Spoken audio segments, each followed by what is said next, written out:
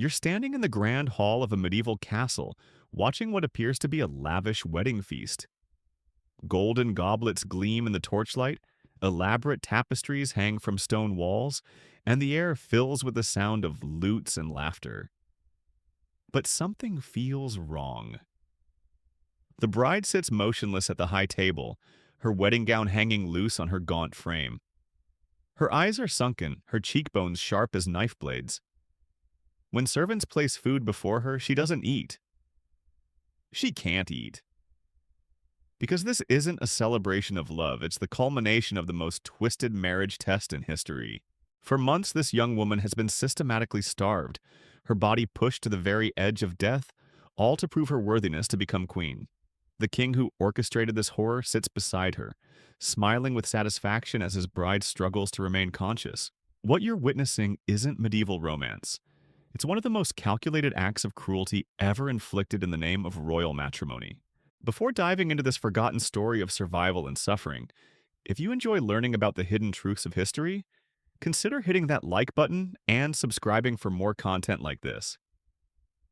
Please comment below to let me know where you're listening from. I find it incredible that we're exploring these ancient stories together from different parts of the world, connected across time and space by our shared curiosity about the past. The year is 1453, and Europe trembles under the weight of constant warfare, plague, and political upheaval.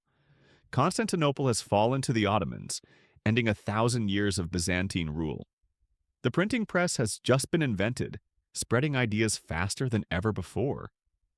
But in the remote mountain kingdom of Moldavia, nestled between the expanding Ottoman Empire and the ambitious kingdom of Hungary, time seems frozen in an earlier, darker age. This is where our story begins, in the court of Vlad the Impaler.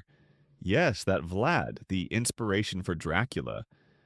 But the monster in this tale isn't the infamous Wallachian prince.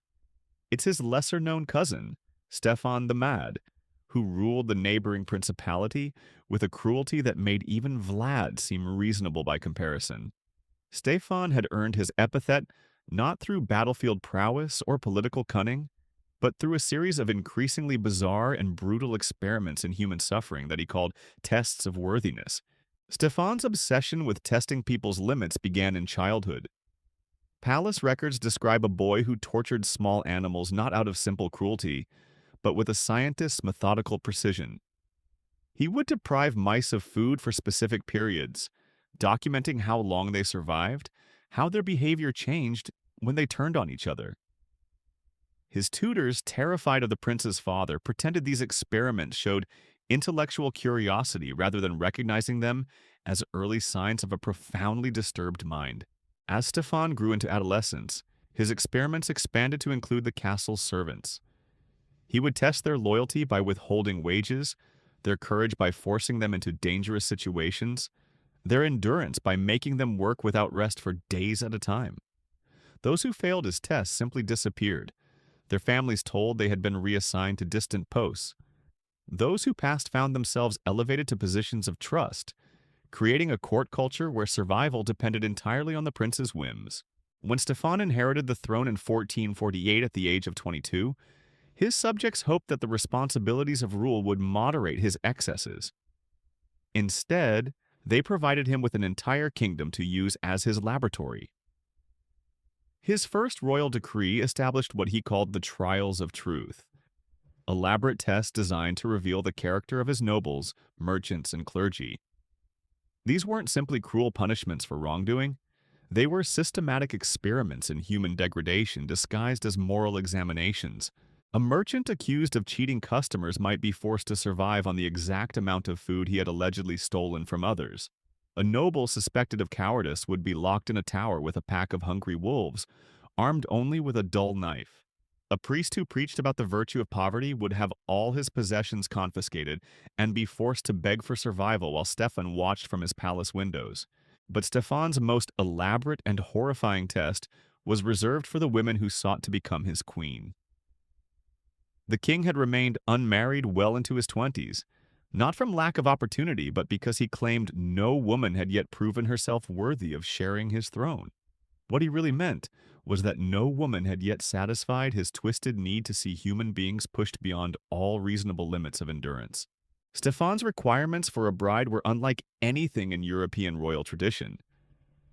Beauty mattered, but only as a starting point. Intelligence was valued, but primarily as a means of heightening the psychological impact of his tests.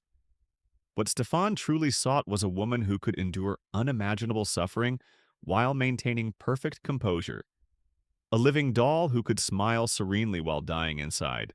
The first woman to undergo Stefan's bride test was Maria of Transylvania, daughter of a minor Hungarian noble, desperate to align his family with Moldavian power. Maria was 19, renowned for her beauty and education, and completely unprepared for what awaited her at Stefan's court. She arrived in the autumn of 1452, expecting the usual rounds of courtly entertainment, diplomatic negotiations, and gradual courtship that characterized most royal marriages. Instead, Stefan announced that Maria would need to prove her worthiness through a series of escalating challenges that would test every aspect of her character. The first test seemed almost playful, a requirement that she learn to embroider a complex tapestry depicting Stefan's family history while blindfolded. When she struggled with the impossible task, Stefan expressed disappointment in her lack of dedication to perfection.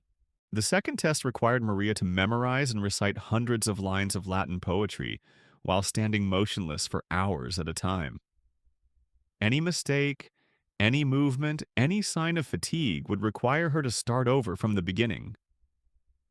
Stefan would sit nearby, watching her struggle with the intensity of a cat, observing a trapped mouse. The third test introduced the element that would become Stefan's signature: deliberate starvation. Maria was informed that a truly noble woman should be able to survive on spiritual nourishment alone, requiring minimal earthly sustenance. Her daily food ration was reduced to a single piece of bread and a cup of water. When she began to show signs of weakness, Stefan praised her growing ethereal beauty, claiming that physical frailty revealed spiritual strength. Palace servants who witnessed Maria's decline described a transformation that was both pitiful and terrifying. The vibrant young woman who had arrived full of hope and dignity gradually became a hollow-eyed wraith who moved through the castle like a ghost. Her elaborate gowns hung loose on her shrinking frame. Her once lustrous hair became thin and brittle. Her skin took on the grayish pallor of someone slowly dying. But Stefan wasn't finished. The fourth test required Maria to maintain perfect emotional control while enduring increasingly cruel psychological torments. Stefan would describe in graphic detail the suffering of her family members, claiming they were being tortured because of her failures. He would show her forged letters supposedly from her parents, begging her to abandon the courtship and return home. He would bring in other women, healthier and more beautiful, and compare them favorably to Maria's deteriorating appearance. Through it all, Maria was expected to smile, to express gratitude for Stefan's attention, and to insist that no sacrifice was too great for the honor of potentially becoming his queen. The slightest sign of anger, sadness, or resentment would result in further reductions to her food rations and additional humiliations designed to break her spirit completely. Stefan documented Maria's decline with the meticulous attention of a natural philosopher studying a fascinating specimen. He kept detailed records of her weight loss, noting how many pounds she shed each week. He had court artists create portraits showing her transformation from healthy young woman to skeletal wraith. He even commissioned a series of sculptures depicting various stages of her deterioration, which he displayed in his private chambers like trophies. The psychological impact on Maria was devastating in ways that went far beyond simple hunger. Stefan's tests were designed to destroy her sense of self-worth, to convince her that her suffering was not only deserved, but evidence of her growing spiritual purity. He surrounded her with attendants who had been carefully trained to reinforce these messages, creating an environment where reality itself seemed to support Stefan's twisted worldview. Maria began to internalize Stefan's teachings, actually believing that her starvation was making her more worthy, more noble, more suited to rule beside him. She would thank him for reducing her meals, praise him for showing her the path to true refinement, and express concern that she might not be suffering enough to prove her devotion. The young woman who had once been confident and independent had been systematically reprogrammed to find meaning only in her own degradation. But Stefan's cruelest innovation was yet to come. As Maria approached the point of physical collapse, he introduced what he called the test of ultimate sacrifice. She would be required to choose between her own survival and her worthiness to become queen. Stefan presented her with two options. She could eat a full meal and abandon her quest to marry him, or she could continue fasting until their wedding day, accepting that she might die in the process. Maria, her mind clouded by months of starvation and psychological manipulation, chose to continue the fast. She saw this as the ultimate proof of her love and dedication, not recognizing it as the final stage of a carefully orchestrated campaign to destroy her humanity. Stefan smiled when she made this choice, not with affection or admiration, but with the satisfaction of a craftsman whose masterpiece was nearing completion. The other nobles at Stefan's court watched these proceedings with a mixture of horror and fascination. Some were genuinely appalled by the king's treatment of Maria, but none dared to intervene. Stefan's previous test had made it clear that opposition to his methods would result in becoming the subject of even worse experiments. Others found themselves drawn into the twisted logic of Stefan's worldview, convincing themselves that these extreme measures were necessary to identify a queen capable of sharing the burdens of absolute power. As winter deepened and Maria's condition deteriorated further, whispers began circulating throughout the kingdom about the bride test taking place within the castle walls. Some subjects expressed outrage at their king's cruelty, while others argued that a queen needed to be strong enough to endure any hardship. The debate revealed how effectively Stefan's reign of terror had corrupted the moral compass of his entire realm. But Maria's story was far from over, and Stefan's appetite for human experimentation was far from satisfied. Meanwhile, word of Stefan's bride test began spreading beyond Moldavia's borders, reaching the courts of neighboring kingdoms through the whispered reports of merchants, diplomats, and fleeing refugees. The stories grew more horrific with each retelling. Tales of a mad king who starved beautiful women for sport, who treated potential queens like laboratory animals, who had turned marriage into a form of ritualized murder. These accounts reached the ears of Isabella of Byzantium, a noblewoman whose family had lost everything when Constantinople fell to the Ottomans. Isabella was 25, older than most unmarried women of her station, but her intelligence and political connections made her valuable to families seeking advantageous alliances. When her guardian, a desperate Hungarian count drowning in debt, proposed that she journey to Moldavia to attempt Stefan's bride test, Isabella initially laughed at the absurdity. But Isabella's laughter died when she learned the true state of her guardian's finances. His estates had been seized by creditors, his remaining servants sold to pay debts, and his family faced complete ruin. Isabella's marriage to Stefan represented the only hope of restoring their fortunes. The dowry Stefan offered for a successful bride would be enough to save not just her guardian's household, but dozens of families dependent on his patronage. Unlike Maria, Isabella arrived at Stefan's court with full knowledge of what awaited her. She had spent weeks preparing herself mentally and physically for the ordeal ahead, studying accounts of previous candidates and developing strategies for survival. Isabella understood that Stefan's tests weren't really about proving worthiness. They were about satisfying his compulsion to witness human suffering in its most refined and prolonged forms. Stefan greeted Isabella's arrival with obvious delight. Here was a challenger who came to him not as an innocent lamb, but as a worthy opponent who understood the rules of his twisted game. The king saw in Isabella's calculating gaze and composed demeanor the promise of a more sophisticated form of entertainment than Maria's gradual collapse had provided. The first test Stefan devised for Isabella revealed his growing expertise in psychological manipulation. Rather than beginning with physical deprivation, he started with intellectual humiliation. Isabella was required to solve increasingly complex mathematical problems, while court scholars deliberately provided her with incorrect information and flawed tools. When she inevitably made mistakes, Stefan would express profound disappointment in her mental capabilities. suggesting that perhaps she lacked the intelligence necessary to rule beside him.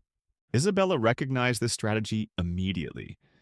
Stefan was attempting to undermine her confidence in her own abilities, to make her doubt the very qualities that had sustained her through previous hardships.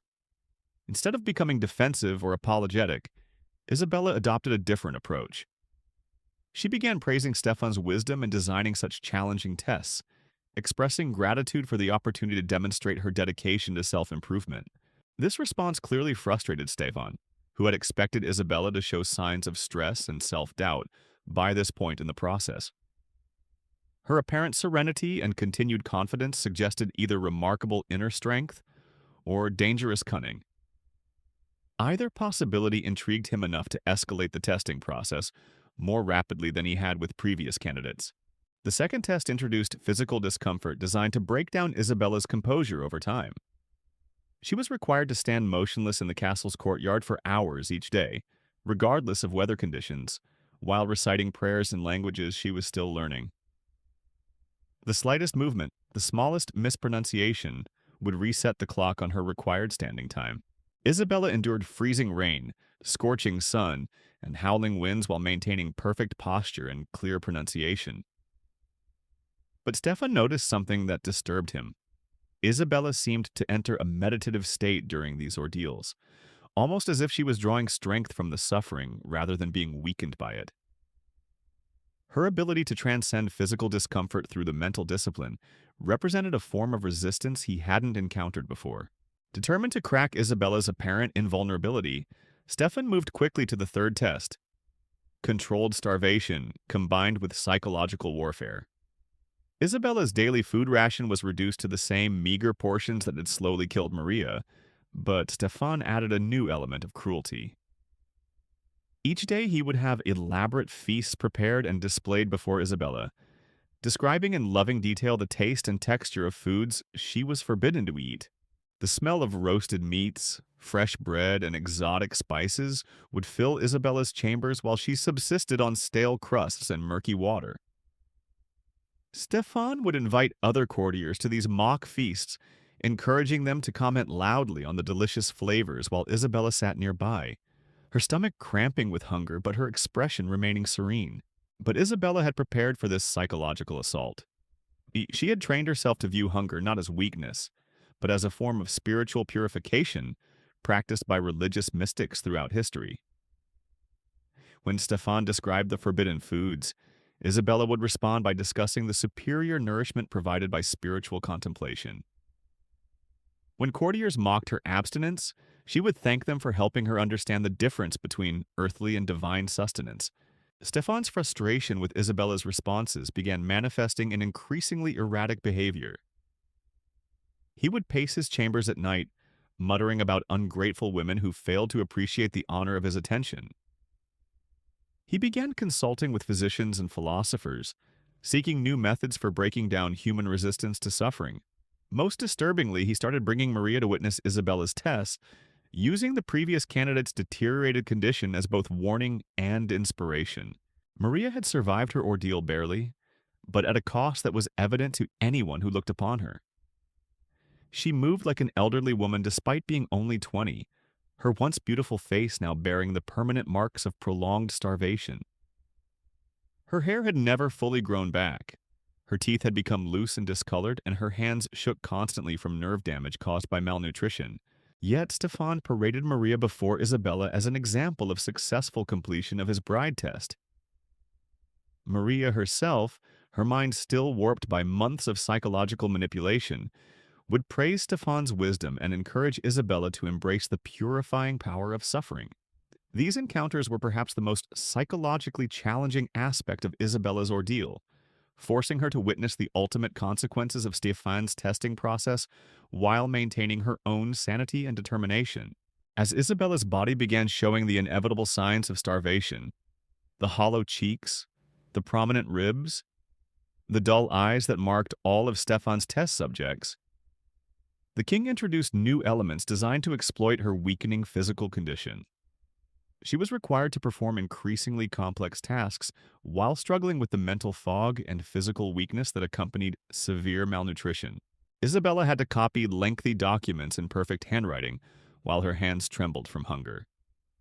She needed to solve mathematical problems while her brain struggled to function on minimal calories.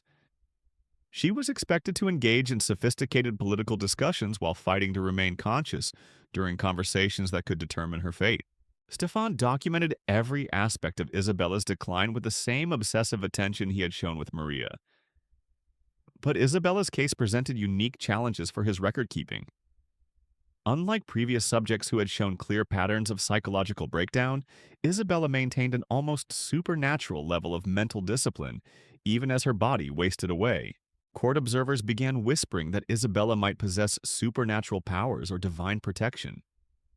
Some suggested she was a witch who had made bargains with dark forces to sustain herself through impossible ordeals. Others believed she was a saint whose suffering was elevating her to a higher spiritual plane. Stefan found these rumors deeply disturbing, not because he believed in supernatural explanations, but because they suggested his subjects saw Isabella as something more than a victim of his experiments. The king's response was to design even more elaborate and cruel tests, determined to find the breaking point that would reduce Isabella to the same broken state as his previous subjects. He began incorporating elements of physical torture into the testing process, justifying these escalations as necessary measures to evaluate Isabella's fitness for the extreme challenges of royal life. Isabella was forced to hold burning coals while reciting poetry, to stand on sharp stones while solving puzzles, to endure controlled applications of pain that left no permanent marks but created constant agony. Through it all, she maintained the same serene composure that had initially attracted Stefan's interest, and now drove him to the edge of madness. But Stefan's most diabolical innovation was yet to come. He realized that Isabella's strength came from her ability to find meaning in suffering, to transform pain into a form of spiritual achievement. His solution was to design tests that would force her to choose between her own survival and the welfare of others. Tests that would corrupt her moral foundation and destroy the philosophical framework that sustained her resistance. Stefan brought in prisoners from his dungeons, political dissidents and common criminals alike, and announced that Isabella's performance in her tests would determine their fates. If she failed to meet his standards on any given day, innocent people would be tortured or executed. If she showed signs of weakness or rebellion, families would be torn apart and children sold into slavery. This psychological warfare proved more effective than months of physical torment. Isabella found herself trapped between her desire to resist Stefan's cruelty and her inability to allow others to suffer for her defiance. She began pushing herself beyond even her remarkable limits, accepting ever more severe deprivations and humiliations to protect people she had never met, but whose lives now depended on her endurance. Stefan watched Isabella's internal struggle with the satisfaction of an artist perfecting his masterpiece. He had finally found the key to breaking her spirit, not through attacking her body or mind directly, but by weaponizing her own compassion against her. Every act of kindness she had ever performed, every moment of empathy she had ever felt, now became a tool for her own destruction. As winter gave way to spring, Isabella's condition reached the same critical point that had nearly killed Maria. But unlike his previous subject, Isabella retained enough mental clarity to understand exactly what Stefan was doing to her. She recognized his tests for what they truly were, not examinations of worthiness, but elaborate rituals of sadistic gratification disguised as royal prerogative. This recognition presented Isabella with a terrible choice. She could continue playing Stefan's game, slowly dying while he documented her decline for his twisted amusement. Or she could find a way to turn his own methods against him, using the very cruelty he inflicted as a weapon in her fight for survival. The decision she made would determine not only her own fate, but the future of every woman who might face Stefan's bride test in the years to come. The plan Isabella devised was born from desperation and fueled by months of careful observation. She had watched Stefan's patterns, studied his reactions, and identified the one weakness in his seemingly impenetrable armor of cruelty: his need for witnesses to validate his twisted experiments. Stefan's sadism wasn't complete unless others acknowledged his power over life and death. He required an audience for his brutality, craved recognition for his elaborate tortures disguised as tests of character. Isabella began implementing her strategy during what Stefan announced would be her final test before their wedding ceremony. She was to survive 7 days and nights without any food or water, while remaining conscious and articulate enough to recite wedding vows at the ceremony's conclusion. Stefan had never pushed any subject to this extreme. It was almost certainly a death sentence disguised as a matrimonial requirement. But Isabella didn't resist this ultimate challenge. Instead, she embraced it with an enthusiasm that immediately unsettled Stefan. She thanked him profusely for providing such a magnificent opportunity to prove her devotion. She praised his wisdom in designing a test that would elevate her to the spiritual heights necessary for queenship. Most disturbingly, she began describing her approaching death not as a tragedy, but as a transcendent achievement that would make her the most worthy bride in European history. Stefan had expected Isabella to finally break under this impossible demand. He had prepared elaborate documentation equipment to record her psychological collapse, her desperate pleas for mercy, her inevitable surrender to the reality of her mortality. Instead, he found himself watching a woman who seemed genuinely excited about the prospect of dying for his entertainment.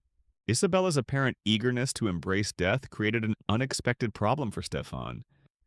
His pleasure came from witnessing reluctant suffering, from forcing victims to endure horrors they desperately wanted to escape. A subject who welcomed her own destruction robbed him of the psychological satisfaction that motivated his experiments. Stefan found himself in the unprecedented position of trying to convince a test subject to value her own life. On the second day without food or water, as Isabella's body began shutting down from dehydration, she started speaking to the assembled court about the profound honor Stefan was bestowing upon her. She described her approaching death as a wedding gift more precious than any jewels or gold. She claimed that dying during Stefan's bride test would make her immortal in ways that surviving could never achieve. The courtiers who witnessed these declarations were deeply disturbed by Isabella's apparent madness. Some whispered that starvation had finally broken her mind completely. Others suggested that she had achieved a state of religious ecstasy that allowed her to transcend earthly concerns. But a few perceptive observers began to suspect that Isabella's enthusiasm might be calculated rather than genuine. Stefan himself was becoming increasingly agitated by Isabella's responses. He had spent months documenting her physical deterioration, anticipating the moment when she would finally beg for mercy, or at least show appropriate fear of death. Instead, she seemed to grow more serene and grateful with each passing hour of her final ordeal. By the third day, Isabella was barely conscious, her body consuming itself to maintain basic functions. Her speech had become slurred and intermittent, but when she did speak, it was to express gratitude for Stefan's extraordinary generosity in allowing her to die in such a meaningful way. She spoke of joining the ranks of legendary martyrs whose suffering had elevated them beyond ordinary humanity. Stefan found himself pacing his chambers frantically, consulting with physicians about methods for keeping Isabella alive against her apparent wishes. The irony was profound. The man who had spent years perfecting techniques for inflicting suffering was now desperately seeking ways to prevent the death he had orchestrated. His need to maintain control over the testing process was being undermined by a subject who refused to play the role of unwilling victim. The turning point came on the fourth day when Isabella, speaking in barely audible whispers, began describing visions she claimed to be experiencing. She spoke of angels who were praising Stefan's wisdom in creating such a perfect test of spiritual worthiness. She described divine voices that were thanking him for his role in facilitating her transformation from earthly woman to celestial being. But then Isabella's visions took a disturbing turn. She began reporting that the divine voices were criticizing other aspects of Stefan's rule. The angels, she claimed, were expressing disappointment in his treatment of common subjects who hadn't volunteered for testing as she had. The celestial beings were questioning why Stefan's experiments focused only on women when true wisdom required testing men as well. Stefan initially dismissed these reports as the delirious ramblings of a dying mind. But Isabella's criticisms were delivered with such specific detail and apparent divine authority that they began affecting the other courtiers. Some started whispering that perhaps God was indeed speaking through the starving woman, using her approaching martyrdom as an opportunity to communicate his displeasure with their king. Isabella's apparent divine communications became increasingly specific and politically dangerous. She reported that the angels were naming particular nobles who had enabled Stefan's cruelties, describing their eternal punishments in graphic detail. She spoke of heavenly displeasure with the kingdom's financial policies, its treatment of peasants, its neglect of Christian duties in favor of experimental sadism. The psychological impact on Stefan's court was devastating. Nobles who had spent years enabling the king's experiments suddenly found themselves named as divine targets for punishment. Courtiers who had participated in the elaborate rituals of testing began questioning whether they were complicit in activities that God himself condemned. The entire power structure that supported Stefan's reign began showing signs of instability. Stefan realized that Isabella had somehow turned his own methods against him. By accepting death so enthusiastically, she had transformed herself from victim into prophet. By claiming divine inspiration for her criticisms, she had found a way to attack his authority that he couldn't simply dismiss or punish. After all, he could hardly torture a woman who was already dying for his entertainment without appearing to oppose God's will directly. But Isabella's most devastating stroke was yet to come. On the fifth day, as she hovered near death, she announced that her divine visions had revealed Stefan's true destiny. The angels, she claimed, had shown her that Stefan himself was meant to undergo the ultimate test of worthiness, not as a king examining subjects, but as a soul preparing for divine judgment. Isabella described in detail how Stefan would need to experience the same deprivations he had inflicted on others before he could achieve the spiritual purification necessary for true leadership. She spoke of divine requirements that the king submit himself to tests of hunger, thirst, pain, and humiliation administered by subjects he had previously tormented. Only through such experiences, she claimed, could Stefan understand the true nature of the worthiness he had been evaluating in others. The court listened to these pronouncements with growing fascination and horror. Isabella's words carried the authority of approaching martyrdom, the weight of someone who had endured Stefan's worst torments, and emerged spiritually victorious. Her predictions began to seem less like the ravings of a dying woman, and more like prophetic revelations that demanded serious consideration. Stefan found himself trapped by the very dynamics he had created. He had built his authority on the principle that extreme suffering revealed ultimate truth about human character. Now, Isabella was using that same principle to suggest that his own character remained untested and therefore suspect. He couldn't reject her logic without undermining the philosophical foundation of his entire reign. The king's response revealed the depth of his psychological instability. Instead of ending Isabella's test or acknowledging the dangerous precedent her resistance had established, Stefan announced that he would indeed submit himself to examination, but only after Isabella's death proved the validity of her divine visions. He was essentially promising to torture himself if Isabella succeeded in dying for his entertainment. This bizarre commitment created a new form of psychological torture for Stefan himself. Every hour that Isabella survived brought him closer to the self-imposed ordeal he had promised to undergo. Every moment of her continued existence reminded him that his own worthiness remained unproven by his own standards. He began experiencing the same anticipatory dread that he had inflicted on countless subjects over the years. Isabella, barely clinging to consciousness, seemed to understand the psychological reversal she had achieved. When Stefan visited her on the sixth day, she smiled with genuine warmth for the first time since arriving at his court. She thanked him not for the honor of dying in his service, but for the wisdom he had shown in recognizing his own need for testing. The final day of Isabella's ordeal coincided with what was supposed to be their wedding ceremony. Stefan had planned this timing as the ultimate demonstration of his power. A bride who would either die during her vows or speak them with her final breath. Instead, he found himself conducting a ceremony that felt more like a funeral for his own authority. Isabella managed to remain conscious long enough to speak her wedding vows, but the words she chose were not the traditional promises of obedience and devotion.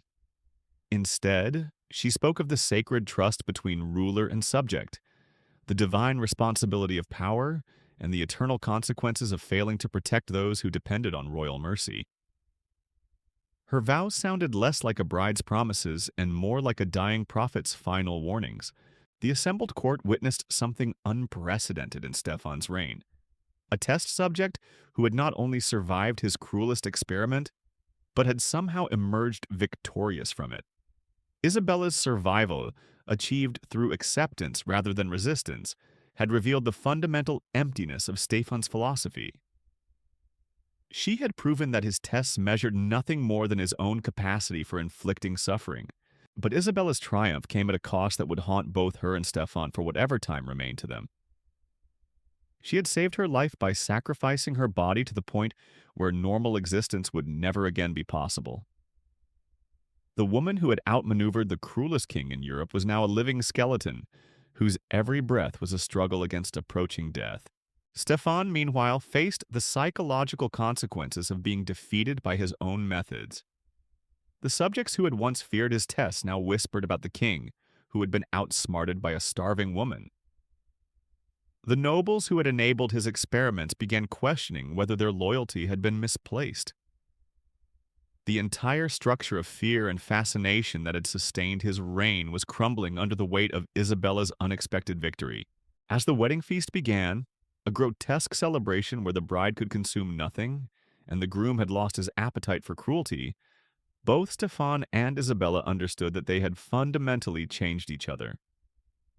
She had survived his worst torments by transforming them into sources of spiritual strength. He had been broken by watching his carefully crafted torture become someone else's path to transcendence. The marriage that followed would be unlike any in European history. A union between a woman who had conquered death through acceptance and a man who had lost his purpose through the very success of his cruelest experiment. But the true test of their twisted relationship was only beginning, and the kingdom that had enabled Stefan's bride test was about to discover the consequences of allowing such systematic cruelty to flourish unchallenged. In the months that followed their nightmarish wedding, the true horror of Stefan's bride test began to reveal itself in ways no one had anticipated. Isabella survived, but survival in her condition was perhaps crueler than death would have been. Her body, pushed beyond all reasonable limits of human endurance, never recovered from the systematic starvation she had endured. She moved through the castle corridors like a living ghost, her wedding gown still hanging loose on a frame that seemed to shrink further with each passing day. The psychological aftermath proved even more devastating than the physical damage. Isabella had won her battle of wills with Stefan, but victory had required her to embrace suffering so completely that she could no longer distinguish between pain and purpose. She would spend hours staring out palace windows, speaking to visitors about the transcendent beauty of hunger, the spiritual clarity that came from approaching death. Court physicians whispered that her mind had been permanently altered by prolonged malnutrition, that the woman who had outsmarted the cruelest king in Europe was now trapped in a reality where suffering had become her only source of meaning. Stefan himself faced an even more complex psychological torment. His promise to submit himself to the same tests he had inflicted on others haunted every moment of his waking life. The courtiers who had once enabled his experiments now watched him with expectant eyes, waiting to see if their king would honor his commitment to divine testing. Some whispered that his failure to begin his own ordeal proved he was a coward who could dish out suffering but couldn't endure it himself. Others suggested that perhaps God was waiting for Stefan to demonstrate his worthiness through voluntary submission to the same torments he had perfected. The king began experiencing what could only be described as anticipatory terror. Every meal became a reminder of the hunger he had promised to endure. Every comfortable moment in his royal chambers brought thoughts of the deprivations that awaited him. He started losing weight not from deliberate fasting, but from the stress of knowing that his own testing was inevitable. His sleep became fitful, filled with dreams where he was the subject rather than the administrator of his elaborate bride tests. But Stefan's psychological deterioration manifested in ways that revealed the true depths of his disturbed character. Rather than beginning his promised self-testing, he began designing even more elaborate experiments for other subjects. It was as if he believed that inflicting sufficient suffering on others might somehow fulfill his commitment to testing himself. He brought in new candidates for various forms of examination. merchants accused of dishonesty, nobles suspected of disloyalty, clergy who had questioned his methods. The kingdom that had once tolerated Stefan's excesses as the eccentricities of absolute power now began to recognize them as symptoms of dangerous madness. Isabella's resistance had revealed the fundamental emptiness of Stefan's philosophy, but it had also demonstrated that his cruelty had no limits, no ultimate purpose beyond the satisfaction of his own twisted psychology. The subjects who had once whispered about his bride test now spoke openly about the need for intervention. Isabella, despite her weakened condition, became an unlikely focal point for growing resistance to Stefan's rule. Her survival of the ultimate bride test had given her a moral authority that even Stefan couldn't entirely dismiss. When she spoke about the kingdom's need for healing, for an end to the systematic cruelty that had become normalized under Stefan's reign, people listened with the reverence typically reserved for religious figures. The irony was profound. The woman Stefan had tried to destroy through his most elaborate test had become the voice of opposition to everything his reign represented. Her physical frailty was offset by a spiritual strength that seemed to grow more powerful as her body continued to waste away. She began holding audiences with subjects who had suffered under Stefan's various testing programs, offering comfort to the broken families and damaged survivors his experiments had left behind. Stefan's response to Isabella's growing influence revealed the paranoid delusions that had always lurked beneath his facade of methodical cruelty. He became convinced that his wife was orchestrating a conspiracy against him, using her apparent divine favor to turn his subjects against their rightful king. He began having her watched constantly, searching for evidence of treasonous communications with foreign powers or domestic enemies. But Isabella's rebellion, if it could be called that, was far more subtle and devastating than anything Stefan's paranoid imagination could conceive. She simply continued living according to the principles she had used to survive his bride test, finding meaning in suffering, transforming pain into spiritual achievement, treating every hardship as an opportunity for transcendence. This approach made her virtually immune to Stefan's traditional methods of control and punishment. The final confrontation between Stefan and Isabella came not through dramatic conflict, but through a quiet conversation that revealed the complete moral bankruptcy of everything Stefan had built. Isabella, now so weakened that she could barely stand without support, asked Stefan a simple question that shattered the last remnants of his psychological defenses. "When will you begin your own test of worthiness?" Stefan's response was to fly into a rage that revealed the frightened child beneath his elaborate facade of controlled cruelty.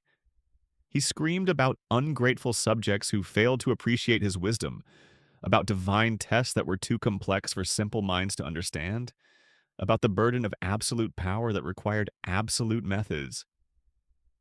But his fury couldn't disguise the truth that Isabella had exposed. He was a coward who could inflict suffering but couldn't endure it, a king who demanded worthiness from others while remaining untested himself. The kingdom's patience with Stefan's madness finally reached its breaking point when news arrived that neighboring rulers were forming alliances specifically to address the Moldavian problem. Word of the bride test had spread throughout Europe, creating diplomatic isolation that threatened the realm's very survival. Stefan's systematic cruelty had become not just morally reprehensible, but politically catastrophic for everyone under his rule. The end came swiftly once the great nobles finally found the courage to act. Stefan was deposed not through dramatic battlefield confrontation, but through the quiet withdrawal of support from courtiers who had grown tired of enabling his experiments. He was found dead in his chambers, apparently having taken poison, rather than face the prospect of being subjected to the same tests he had inflicted on countless others. Isabella survived her husband by only a few months, her body finally succumbing to the damage inflicted during those horrific months of systematic starvation.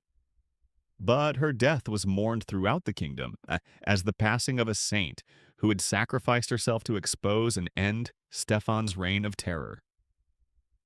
The woman who had endured the most brutal bride test in history was remembered not as a victim, but as a victor who had used her tormentor's own methods to destroy him.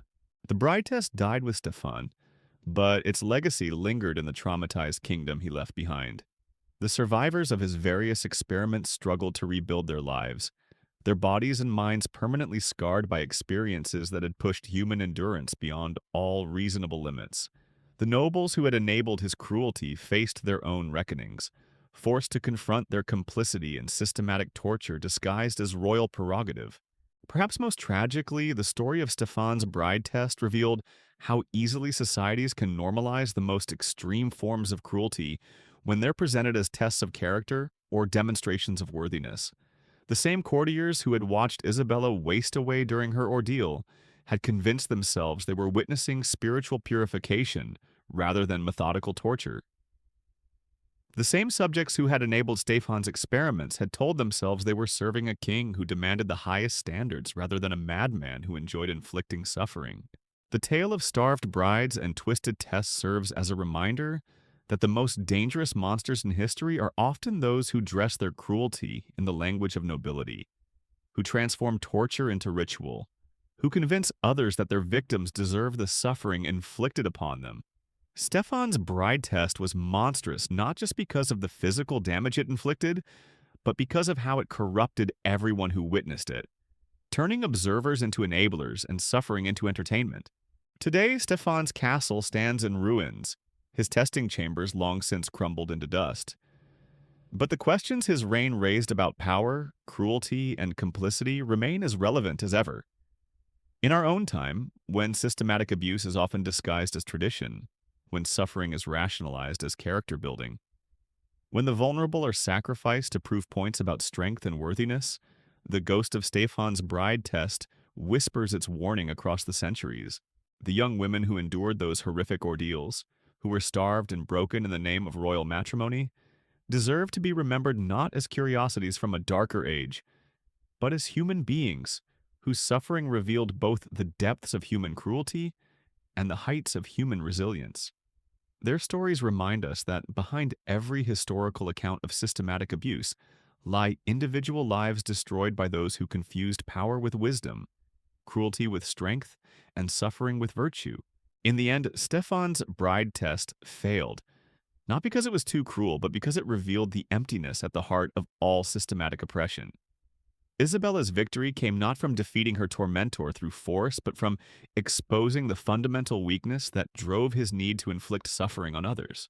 Her legacy lives on as proof that even in the darkest circumstances, even when facing the most elaborate forms of cruelty, the human spirit can find ways to transform suffering into strength, victimhood into victory, and despair into hope. The bride who was starved to prove her worthiness ultimately proved something far more important. That true strength lies not in the ability to inflict suffering, but in the courage to endure it without losing one's humanity. And that the greatest test of character is not how much pain we can cause others, but how much meaning we can find in our own struggles against those who would reduce us to objects of their twisted entertainment.